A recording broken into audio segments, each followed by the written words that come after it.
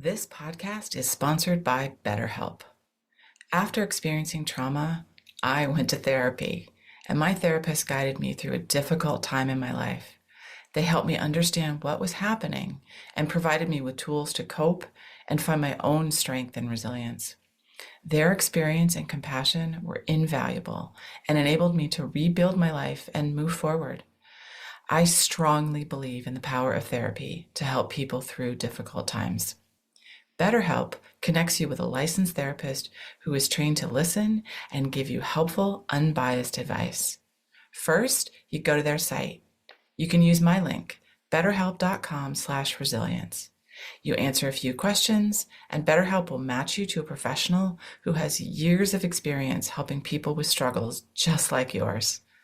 Let BetterHelp connect you to a therapist who can support you, all from the comfort of your own home.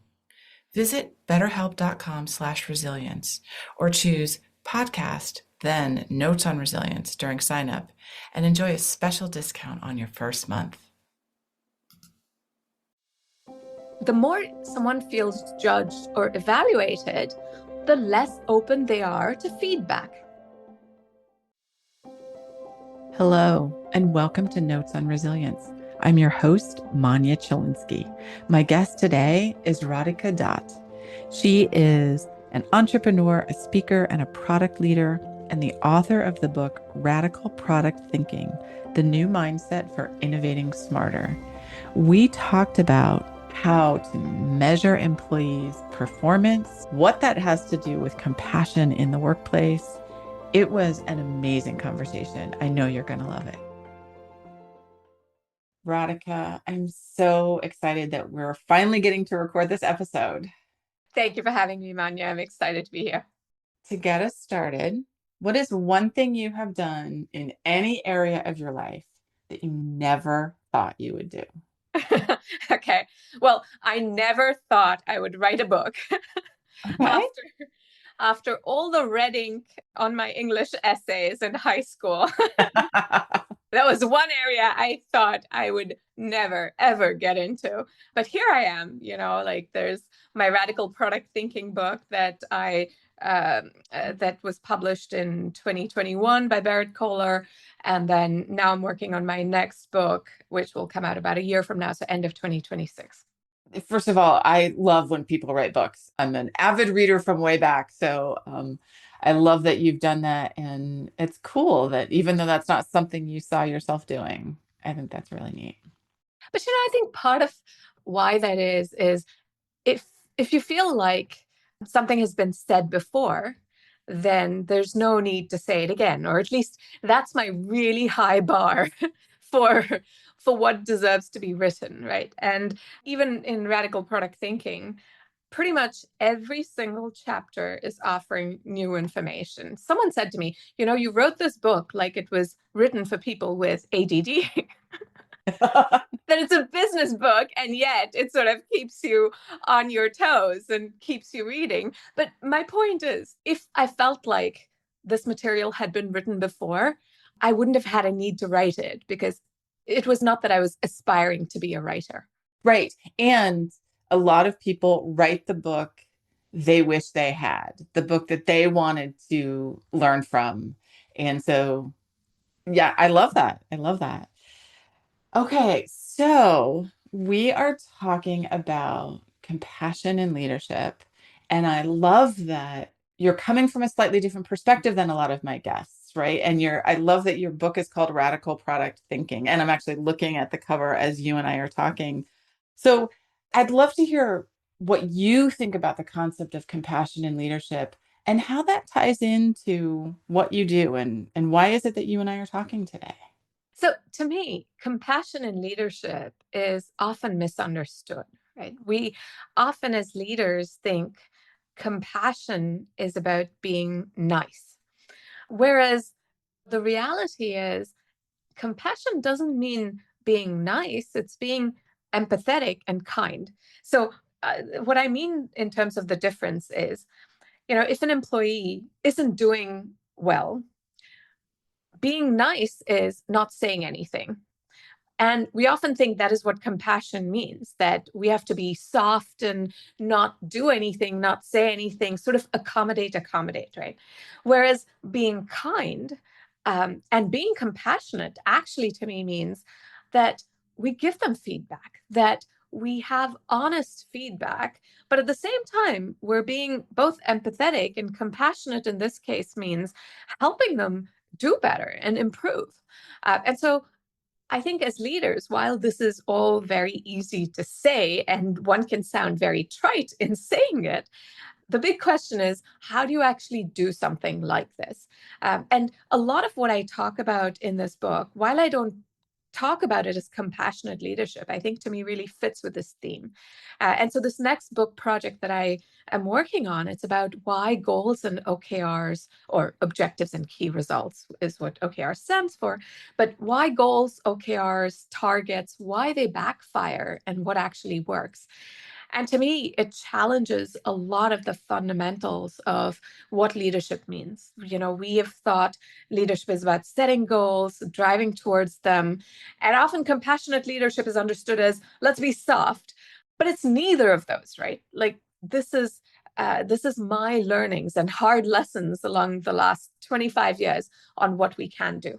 So, this is what got me so excited when you and I first connected, because you can talk about compassion and we can be compassionate without necessarily using the word. And you specifically were talking about objectives and key results and how that can backfire, how setting goals can actually not be as beneficial for employees. So, what actually works when you are setting boundaries and when, as a business, you need to show results and you need to be treating people like humans? Yeah. So let's talk about what doesn't work. And I want to clarify that it's not just that it doesn't work for employees, but it doesn't work for leaders either. So it's in terms of what doesn't work.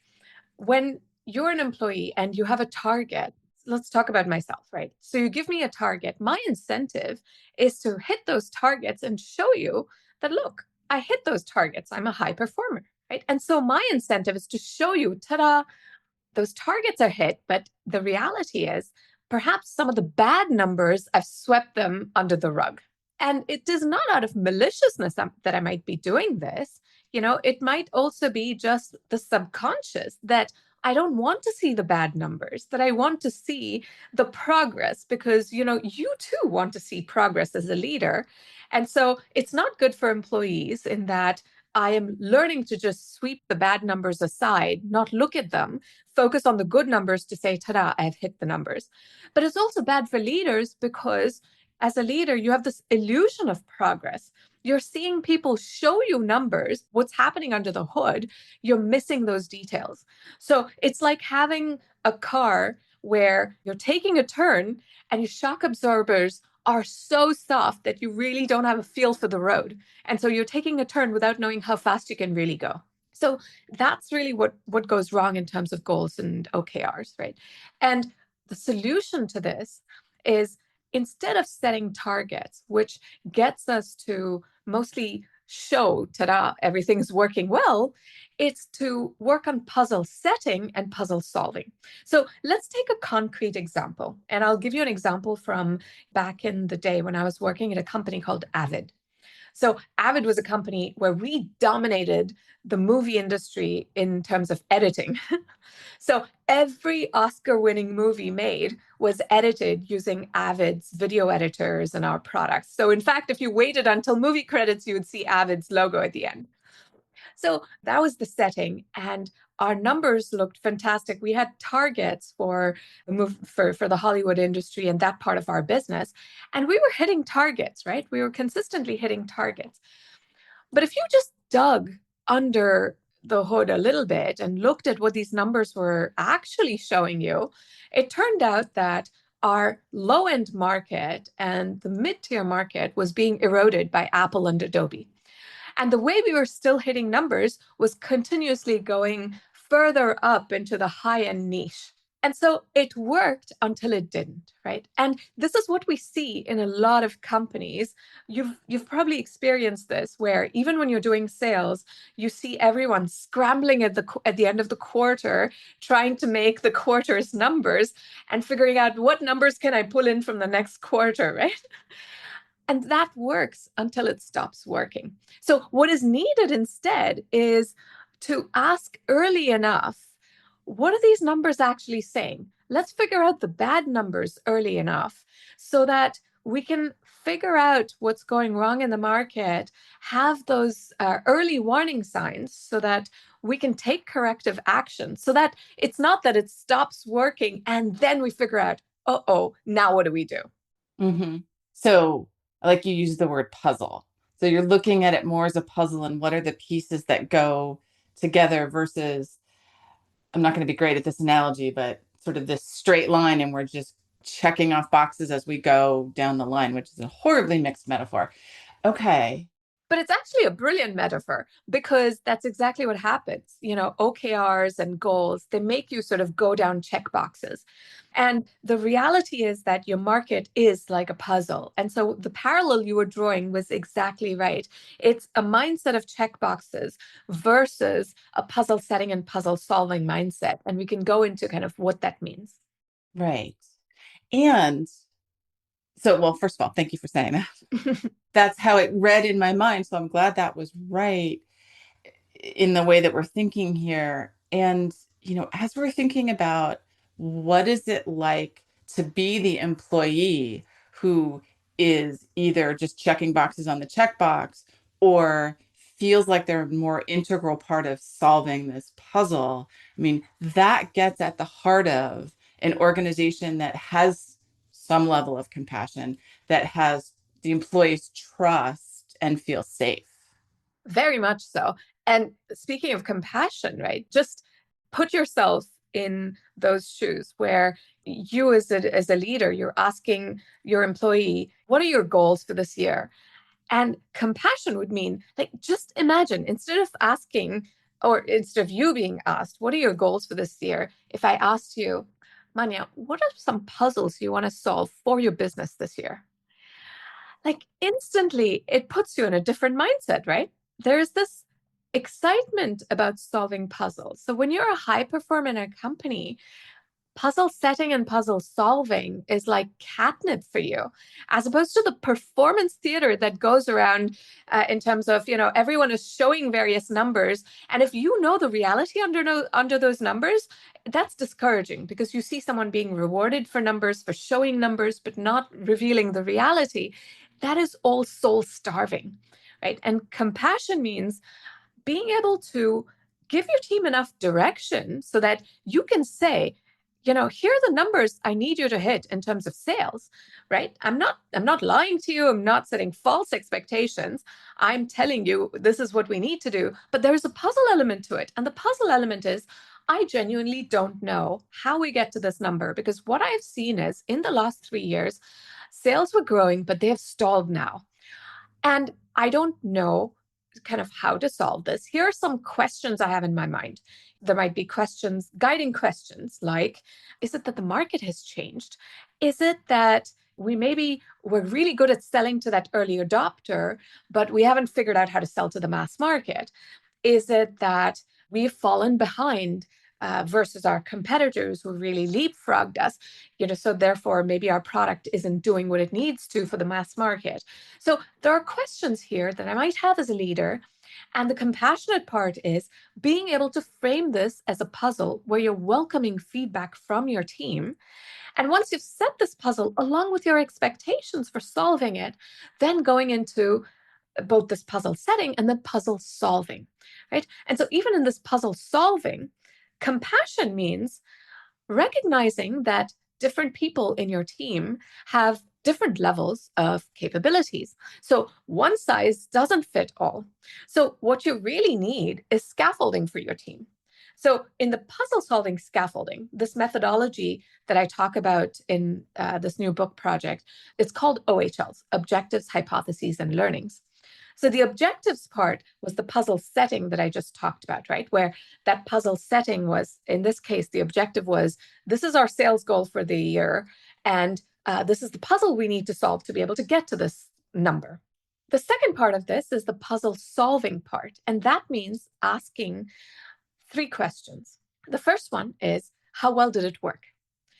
So unlike OKRs or goals, where you're asking, did you or didn't you achieve this target? What you're asking is, how well did it work, right? So you want the good and the bad.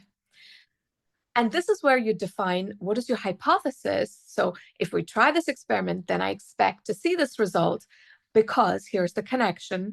And here are the leading and lagging indicators I'm going to measure. So I am creating some clarity around my first question of how well did it work? So that's the first question, along with some details so that I really have clarity on how well did it work. Right. The second question is, what did we learn? And so this is where I say to teams, don't just give me a bunch of stats like, here's the weekly active users, the churn rate, the bounce rate, blah, blah. Stop for a second. Tell me the story. Look at the numbers. Figure out, like, what have you truly learned from all of this? And tell me the story. And this triggers the creative thinking and puzzle solving, right? And then comes the third question, which is, based on how well it worked and based on your learnings, what will you try next? Meaning, if I were to give you a magic wand, what will you ask for? Right? And this third question is really, again, this aha moment of creative problem solving, where all of this comes together, and based on your learnings, you're planning your next action. And so this is the objectives, hypothesis, and learnings model and the scaffolding you're creating. And so going back to the point about scaffolding, it's that when you have different competencies in your organization, it's not easy to just delegate without knowing how well can someone take your delegation. And so compassionate leadership means you're offering this sort of scaffolding, and to different people, I'm able to offer different levels of freedom versus handholding. Yes. Yes, yes, yes to all of what you just said. I love it. You started out by mentioning that a lot of what happens now is theater and I'm thinking back to a job I had where you were going to be rated and you were given a number, and only so many people could get each number. So if a few people got a 5, no matter how great you were, you could never get a 5. And I remember how demotivating that was. And there was a whole incident in my own career where I had a 5 and I was told by somebody that I had a 5, and that in the meeting they decided I needed to get a 4 because of something that happened and very complex. And the thing that took me from the 5 to the 4 wasn't even a work related thing. And it was just I decided I don't want to work in an environment like this because we're not getting to be our own selves. And then I have to follow up with, you and I are doing a podcast. You are not my manager. You do not direct me in my work life. But when you asked me, what puzzle do I want to solve? My brain started firing. Like, yes, what puzzle do I want to solve? So I can say that it feels like that is a great thing to do in the work environment. And the compassionate piece is, it treats me as an individual human with, as you were saying, different strengths, different abilities, and different desires of what I want to focus on.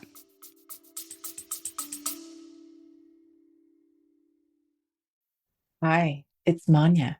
You're listening to Notes on Resilience, conversations about leadership, recovery, and how we show up in the difficult moments. If something here hits home, or if you're navigating a crisis, or you're seeing something in your team you want to talk through, I'd love to hear from you. You can get in touch at my website, manyachilinsky.com. Now, back to the episode. That is brilliant. So many insights here I want to respond to. Okay, let's start with the performance measurement part, right? It's really interesting. I had a manager talk to me just the other day. She was saying to me, so I'm using this approach of puzzle solving with my new hire, but I also want to figure out, how do I evaluate them? How do I give them rankings? So what you said really makes me come back to this, because we keep coming back to this question of needing to rank people, quantify their performance. And when you step back for a moment, you have to ask the question, why do we need to quantify performance? Why is that? Why do you need to give ratings? And if we're realistic and honest about the answer, it's because when there are layoffs, you want to be able to say, okay, let's fire the bottom 10%. And quantification helps you do that, right? That is like designing an entire vacation as if you're planning for a hospital stay. Oh, yes. Like, you're planning everything for the worst case scenario. Like, that ruins your trip if you're packing your entire stay as if I'm going to the hospital. Like, why would we do that? It demotivates people, and you're not getting the best performance. You're not harnessing their skills by constantly doing this quantification. And what research shows as well is the more someone feels judged or evaluated, the less open they are to feedback. And let's just even think about, running performance reviews and how this plays out. When someone is feeling evaluated and then you give them feedback and you say, I think you could be doing this better. This is what I've noticed in the last meeting. Here's what you did, and I'd like you to do this better. Your instant reaction, if you know about this 4 versus 5 rating, you're going to debate the details with me. Like, yes, hold on. But in that meeting, this and this happened. So this is being a bit unfair if you're going to hold that against me. And if we just set aside all of those numbers and performance evaluations, what you really want in compassionate leadership is you want to develop someone's performance. You want to get the most out of someone's performance, but the answer to that is not by constantly giving them ratings and numbers. It's by developing them. And the way you do that is by giving them constant feedback.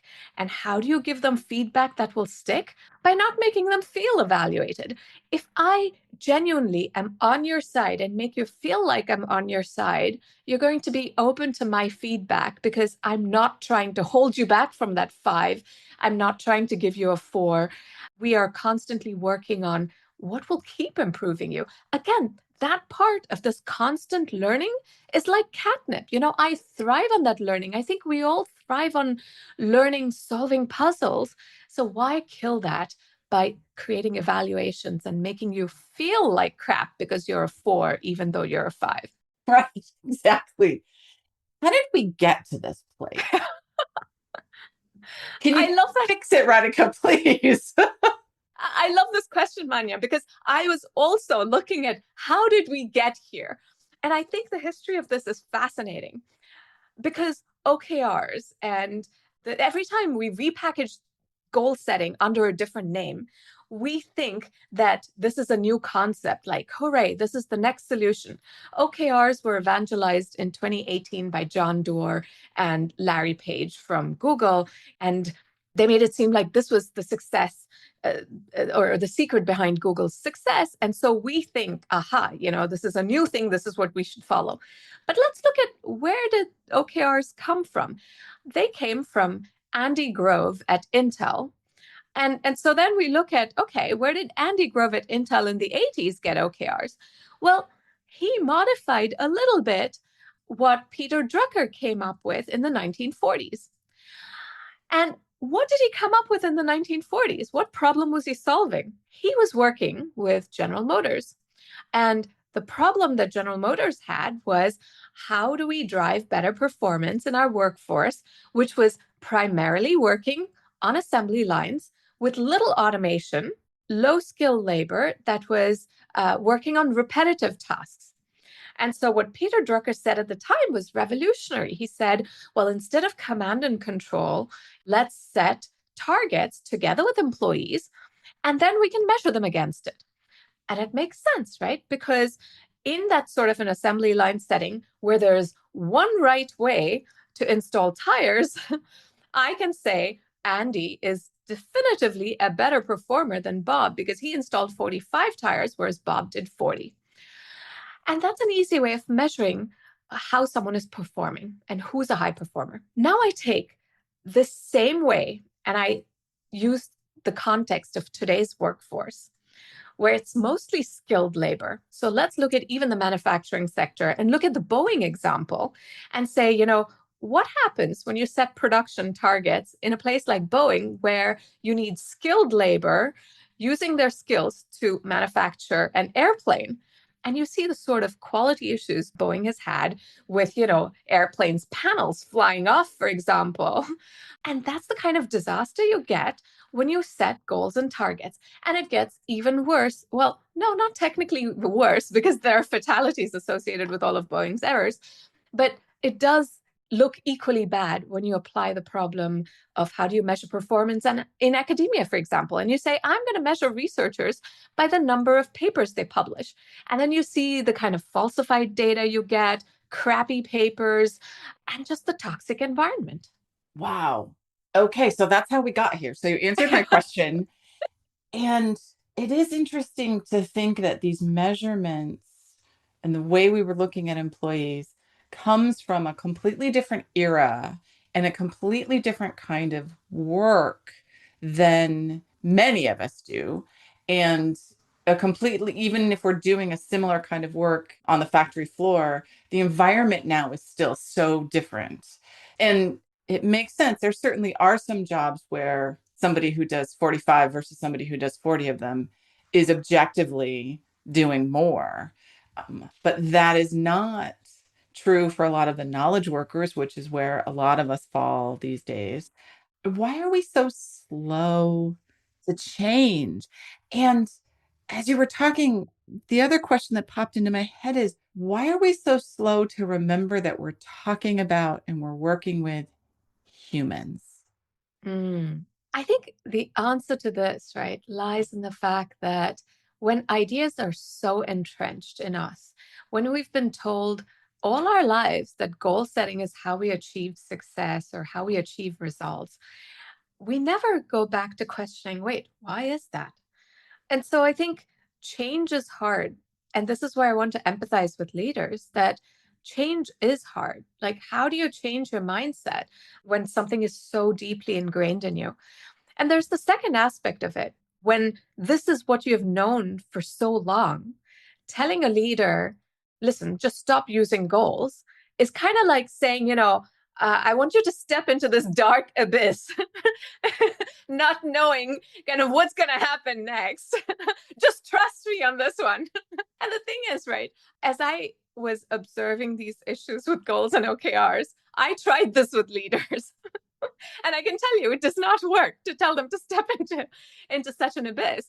Like just telling leaders that goals and OKRs don't work until now, like that, there was no chance that that could work because that is like telling them to abandon the only thing they know. It's the devil they know.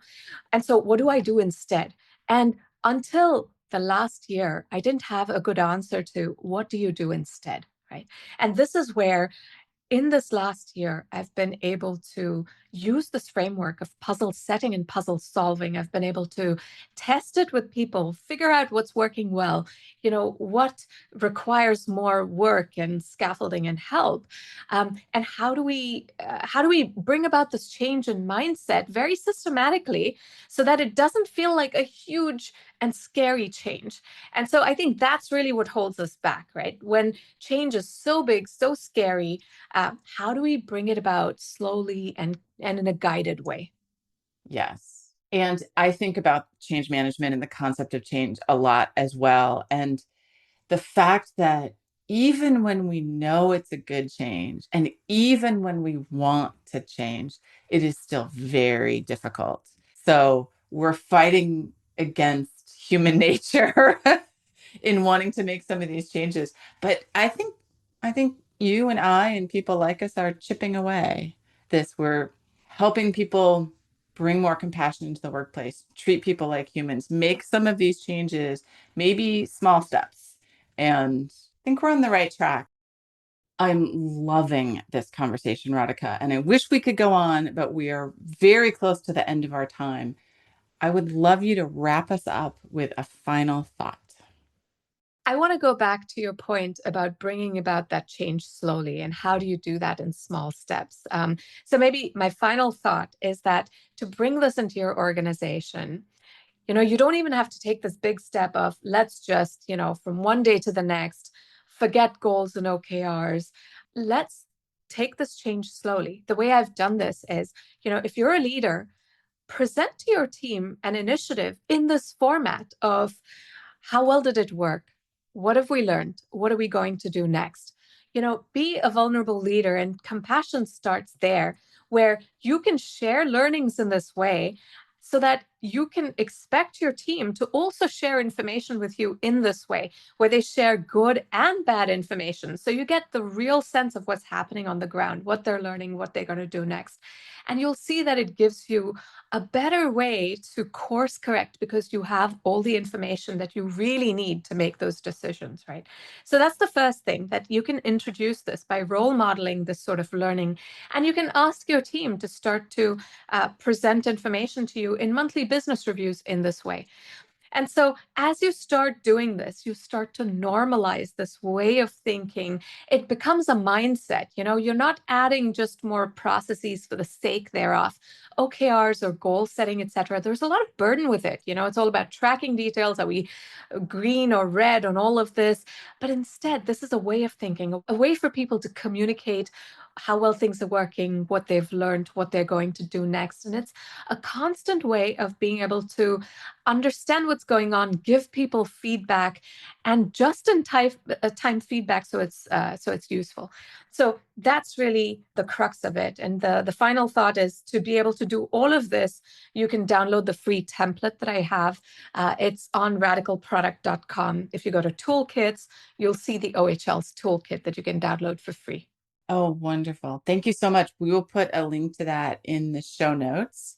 And what is giving you hope these days? What gives me hope is really the human connection, which is what I love about your podcast. In a lot of the work that I've done, people ask me, what is it like to write a book, etc., or what has it been like since you published the book? And for me, the biggest satisfaction is when people reach out to me sharing kind of how much of a change it has made for them, or the difference that it's made to be able to apply it even in their personal lives, not just in their work. And so that was sort of what really brought me satisfaction from radical product thinking. It was those human connections, the feeling that I have made a difference at that one-on-one level, as opposed to just how we sometimes tend to want to measure impact in this way where we feel like, oh, I've released a product that has hit millions of people, but it's not that makes the real difference. It's that human connection. Absolutely. Radhika, thank you so much. I so enjoyed our conversation. Likewise, Manya, and thank you so much for all of your questions. I've really enjoyed talking to you. Excellent. And thank you to our listeners for tuning into this episode of Notes on Resilience. We will catch you next time.